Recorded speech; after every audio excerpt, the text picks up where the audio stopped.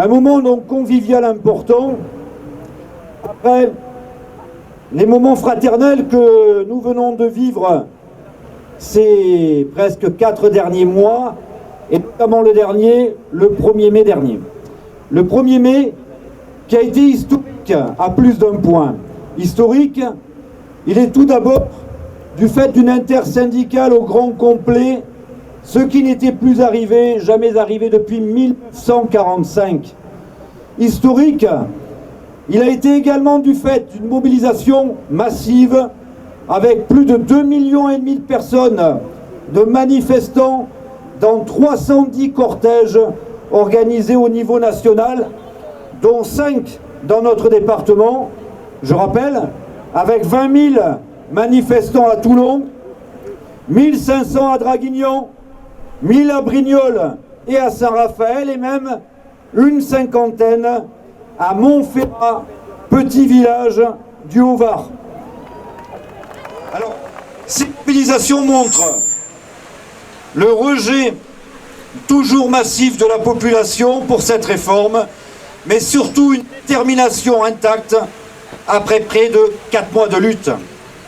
Alors le Conseil constitutionnel, pour l'instant, n'a pas encore rendu son avis. Peut-être que certains se sont endormis sur un coin de table, mais ça ne devrait pas tarder. Mais après, il ne devrait pas y avoir de grandes surprises. Et il est fort possible qu'il rejette pour la 2e fois ce RIP déposé par les élus d'opposition. Ce qui ne sera pas une surprise, je le dis, car cette décision viendrait confirmer l'incompétence de ses membres en termes de droit, dont la seule capacité est de répondre aux injonctions politiques de l'exécutif. Cette décision n'est en rien déterminante dans notre volonté de poursuivre la lutte. En effet, l'intersyndicale n'a pas attendu cet avis pour appeler à une nouvelle journée d'action de grève et de manifestation le 6 juin prochain. Cette date n'a pas été choisie au hasard, car elle interviendra 48 heures avant la proposition par le groupe Liot d'abrogation de la loi sur les retraites à l'Assemblée nationale et qui permettra pour la première fois à la représentation nationale de se prononcer par un vote sur cette réforme. Aussi, après près de 4 mois de lutte, nous pouvons faire un constat. Ni le passage en force de la réforme par tous les artifices législatifs possibles, ni la validation juridique de la loi par le Conseil constitutionnel n'ont pu sortir le tandem Borne-Macron de l'impasse politique qu'ils ont eux-mêmes provoquée. La raison en est simple. Personne ne veut de cette réforme, tout comme personne ne veut tourner la page de cette réforme des retraites. Preuve en est avec les mobilisations qui se font jour lors de chaque déplacement présidentiel ou ministériel à travers l'Hexagone, dont nous avons eu l'illustration aussi dans notre département. Macron, contraint d'annuler son déplacement à Toulon en fin mars, vous vous en rappelez, du fait de notre mobilisation. Véran et Dussopt, chahutés lors de leurs déplacements respectifs à Brignoles et à la Seine-sur-Mer les 20 et 27 avril derniers. Aucune impunité.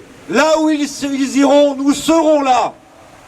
Alors, cette situation ubuesque est l'aveu même d'un puissant constat d'échec. Aussi, si nous n'avons pas encore gagné cette bataille, nous en avons déjà gagné une. C'est la bataille des idées qui, journée d'action après journée d'action, affiche cette volonté de s'organiser pour changer le cours des choses, pour exprimer, au-delà des retraites, des revendications du quotidien sur les salaires, les conditions de travail ou la protection sociale. C'est un puissant message d'espoir envoyé par des millions de salariés retraités jeunes et privés d'emploi qui se mobilisent depuis près de 4 mois. Aussi, l'intersyndicale est plus que jamais déterminée dans la lutte face à l'entêtement irresponsable de Macron et de son gouvernement, qui tentent de faire taire la contestation par des dérives antidémocratiques en tout genre, cherchant, s'il le faut, à user de la violence par la répression. C'est indigne du pays des droits de l'homme. Ces artifices ne feront pas taire la contestation, car il n'y a aucune résignation qui s'exprime dans ce puissant mouvement social, mais au contraire, une farouche détermination à ne rien lâcher. Alors, soyons fiers de la lutte que nous menons, soyons convaincus de la légitimité de nos revendications et restons unis et déterminés, car 64 ans, c'est définitivement non.